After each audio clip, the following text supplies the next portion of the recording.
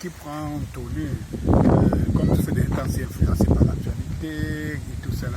Et l'actualité d'aujourd'hui, je ne pouvais ne pas me passer, comme on me demande toujours de me prononcer sur toutes les actualités, Samuel Eto'o, le cas Samuel Eto'o.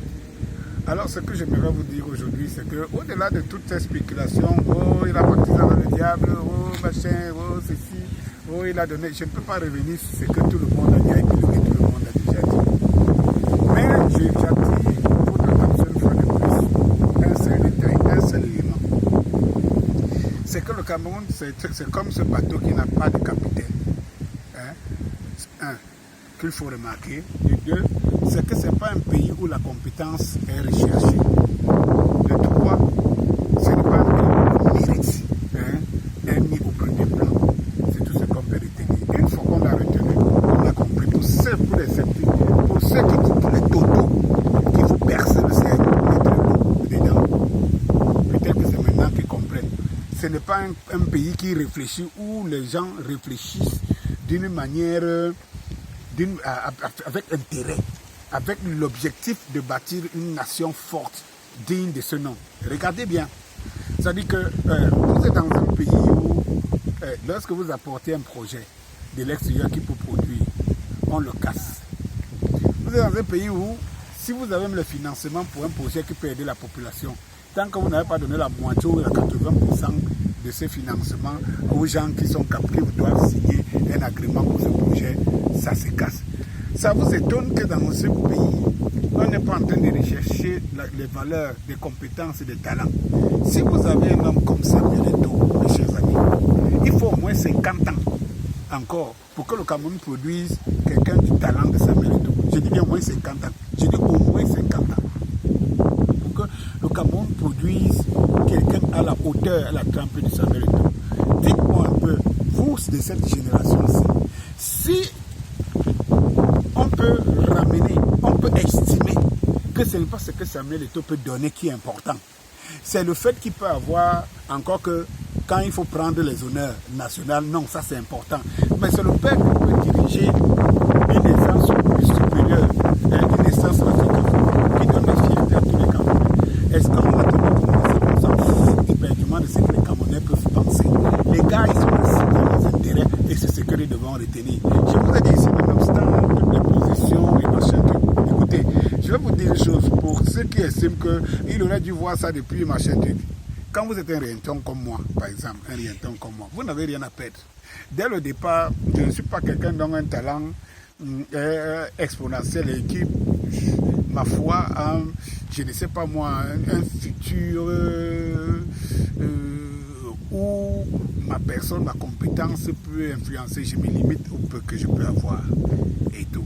Donc, je peux dire non, comme je dis non à ce régime, non à toutes les propositions et tout, ça ne fait absolument rien. Quand vous êtes de la pointe de quelqu'un comme Samuel Eto'o, il faut savoir une chose, c'est que Samuel Eto'o en lui seul, c'est une entreprise. Samuel Eto'o en lui seul, c'est toute une entreprise, c'est une multinationale. Et quand vous savez qu'au Cameroun, quelles que soient les positions, si vous êtes contre le régime, votre multinationale va tomber. Ils ont le pouvoir de le faire tomber. Samuel Eto'o étant multinational, vous devez comprendre qu'il est obligé de négocier ou de pactiser de temps en temps avec le diable. Il faut qu'on le comprenne. Ce n'est pas une histoire de... Pourquoi les gens veulent toujours réfléchir, ne veulent pas réfléchir de toutes les façons. Ils se laissent emporter par des passions et machin. Non, il faut savoir, il ne faut pas mélanger les choses. C'est-à-dire que le cas Samuel Eto'o, c'est des cas rares. Je vous dis encore, il faudrait au moins 50 ans au Cameroun pour avoir un Samuel Eto'o. Donc, c'est des cas, c'est des spécimens. Donc, si le gars a des ambitions, par exemple, un jour de diriger l'Africa Food, et il a des plans ambitieux, et de peut-être un jour d'être entraîneur de machin, c'est normal. Qu'est-ce qu'il fera bien en se disant non, en se mettant sur le dos de ce régime? Il est obligé de faire semblant. Moi, je vais vous rappeler quelque chose. Pour ceux qui ne savent pas, je vous dis, laissons le bruit, faisons parler de l'intelligence. Il y a quelques années, lorsque je produis France, donc beaucoup d'entre vous aujourd'hui reconnaissent le talent et tout. Lors de 50, de 40 ans de CHU au palais de sport de Yaoundé, Valsero va monter sur le podium pour chanter et Samuel Eto'o était assis en face, de l'autre côté de la tribune. Il a demandé à Valsero de traverser. Devant tout le public du palais de sport, plein, devant tout le public du palais de sport, quand Valsero va traverser pour aller à la rencontre de Valsero, à l'encontre, quand Valsero va traverser pour aller à la rencontre d'Eto'o, autant pour moi, Eto'o va se lever, il va demander à son secrétaire, je sais pas, son porteur de sac qui est à côté de lui donner l'argent qu'il a. Le gars va sortir un ballot d'argent comme ça et Eto'o va prendre ce ballot d'argent et il va le mettre à Valsero. Et il va dire à Valsero, c'est toi le champion. Et Valsero va lui dire que mais grand frère Eto'o, c'est toi le champion. Eto'o va lui répéter, c'est toi le champion. Vous ne pouvez pas supporter Valsero. Vous dites que Eto'o qui est le plus. Ce n'est pas possible. Cela veut dire qu'il vous manque quelque part une jugeote. Pour vous faire comprendre, ce que je vous dis là en détail, c'est pour vous faire comprendre que si Eto'o peut appeler Valsero à l'époque, c'était en 2010, je crois, c'est toi le boss.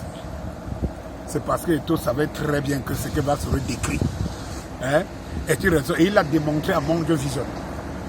Demandez à moi, qui suis là, contre ce régime, dit que Eto'o assez bête pour partiser ou bien donner son mot d'ordre à l'endroit du régime, en faveur du régime, c'est que vous n'avez rien compris.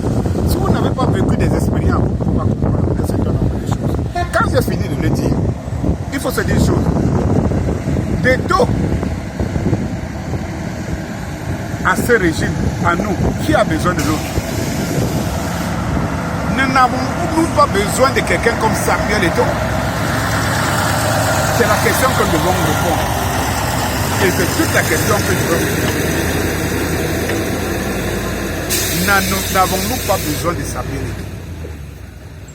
C'est-à-dire que vous ne pouvez pas comprendre que quelqu'un va signer un contrat dans un pays comme la Russie, une des plus grandes puissances du monde. Il vit à 1500 km du lieu d'entraînement de son club. Il vit dans un palace. Il a un jet privé que les Russes mettent à sa disposition. C'est-à-dire qu'il a tout un collège de sécurité. Et que dans notre pays, on estime qu'on n'a pas besoin de lui, il n'a pas de valeur. Cela veut dire que nous sommes un pays maudit. Nous sommes un pays maudit. Finalement, je ne sais pas qui sont nos références. Mais je crois aux Camerounais que nous sommes. Et je sais que cette mauvaise mentalité qu'on a mis en nous, d'être complexé envers les gens qui nous dépassent. Je vais faire le rapprochement quand je parle ici des Bamileke. Comme je vous dis tous les jours des Bamileke. Voilà ça, le résultat. C'est-à-dire que c'est le même complexe. C'est-à-dire qu'en fait, si vous voyez la majorité des temps qui se tirent sur Samuel Eto'o, c'est tout simplement le complexe, la jalousie. C'est tout. Mais quelqu'un ne peut pas avoir ce que toute ta famille depuis des générations, depuis que tu es né, n'a pas eu. Et tu estimes que tu peux le mettre au même diapason que monsieur tout le monde. Non. Même Dieu, même au ciel, il y a les anges, il y a les archanges. Je dis que même chez Dieu, il y a un gouvernement en fonction des compétences et des pouvoirs et de la valeur de tout un chacun. Ce n'est pas nous les humains qui allons en ôter à quelqu'un sa valeur sous prétexte parce que nous sommes complexés, ni jaloux. Je pose encore la question aux amoureux de football, à toute cette génération, cette jeune génération. Qui de nous, du pays, le Cameroun, ou de Samuel Eto'o a besoin plus de l'autre? Si on répond à cette question, je comprends. Mais je suis sûr que si Samuel Eto'o était un Américain, était un Antillais, était un Français, était même un autre et tout, non. Ils auraient même toutes les lacunes du monde parce que c'est un imparfait, c'est un être humain. Il serait l'homme le plus adulé. Quand cela ne tient, ce que je voulais vous dire, ce qu'il faut retenir, c'est que nous sommes dans un pays où les gens qui dirigent ce pays n'ont aucun sentiment ni aucune ambition de ce pays. Parce que vous ne pouvez pas avoir l'opportunité d'avoir quelqu'un qui peut apporter quelque chose, ne serait-ce que de par son image. J'imagine un Samuel Eto'o à la tête de la FIFA Foot. Je vois le monde du football bouger. Je vois la FIFA bouger. C'est quand même Samuel Eto'o au niveau mondial. J'imagine des sponsors bouger. J'imagine tout ça. Quand vous pensez qu'on achète un millionnaire Messi ou un Ronaldo, où on met des milliards de francs le mensuel, vous pensez qu'on achète quoi? Rien que le poilon qui tape là sur le terrain. Non, on achète son image, on achète son autorité. Les gars savent qu'en 2 semaines, en 1 mois, les ventes de maillots, les ventes de ceci, les ventes de cela produisent un ensemble d'argent fou où ils rentrent dans leurs sous. Aujourd'hui, on propose combien à Paris Saint-Germain pour revendre Mbappé, par exemple au Real? C'est plus que ce que le Paris Saint-Germain a dépensé sur lui il y a plus de 4 ans. Cela veut dire qu'en fait, en dehors du jeu, ce que ce gars a déjà rapporté dans les caisses de Paris Saint-Germain, tu vois, et c'est comme ça qu'on mesure l'impact d'une personne. Ce n'est qu'un être humain. Chez vous, chez nous ici au Cameroun, comment mesure-t-on l'impact de la compétence? Comment mesure-t-on l'impact de la compétence?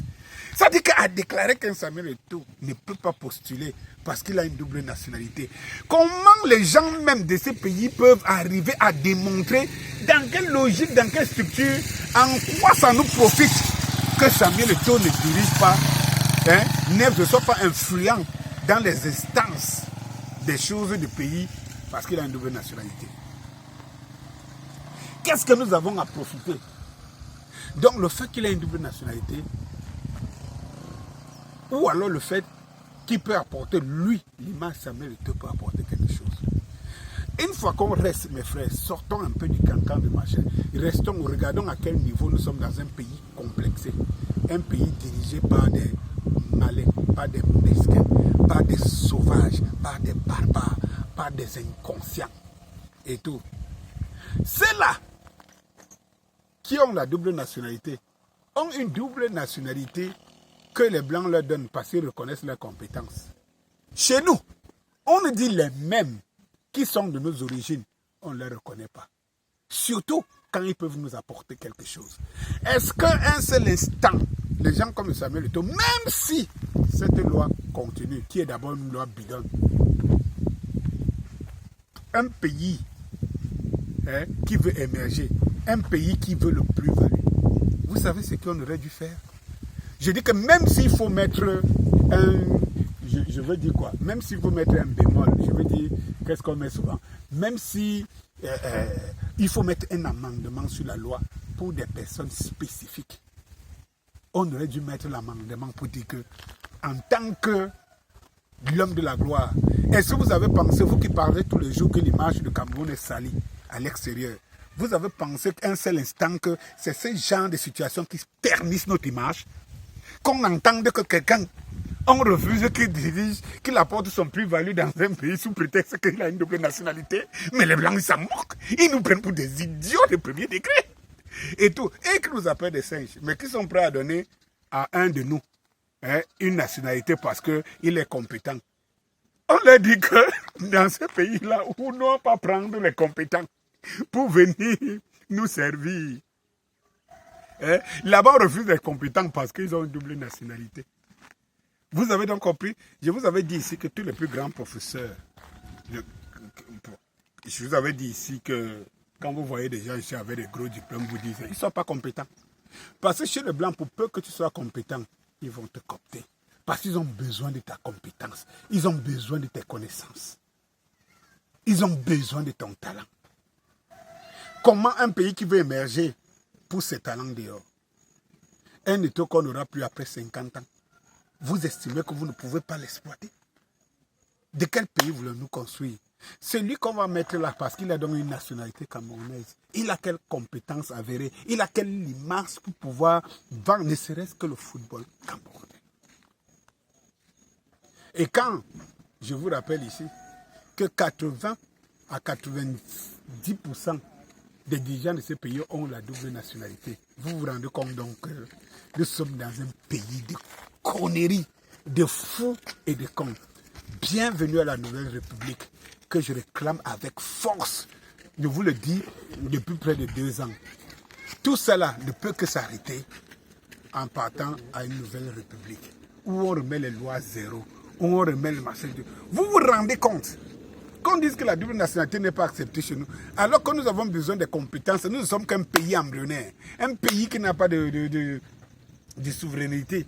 C'est comme ce pays où on crie seulement sur les toits et tout. Les qui peuvent nous apporter le plus-value, c'est notre diaspora. Mais comme vous dites qu'on ne veut pas, on ne veut pas la diaspora et tout. Mais pendant ce temps, vous avez un blanc comme ambassadeur, que c'est lui qui vient nous donner les nouvelles de Paul Biya, les nouvelles de notre président. C'est lui qui va au palais nous dire notre président se porte bien, notre président ne pas cher, tout et tout. Vous savez, un Israélien, c'est lui qui dirige la sécurité de votre pays dont vous dites souverain. Notre pays dont on dit souverain, c'est lui qui dirige la sécurité. Ce n'est pas un problème. Mais on estime que le fils du pays, pour peu qu'il ait une nationalité, pour lesquels il aurait puisé pour venir servir le Cameroun, ne peut pas servir le Cameroun, alors que les étrangers gouvernent le Cameroun. Mes frères,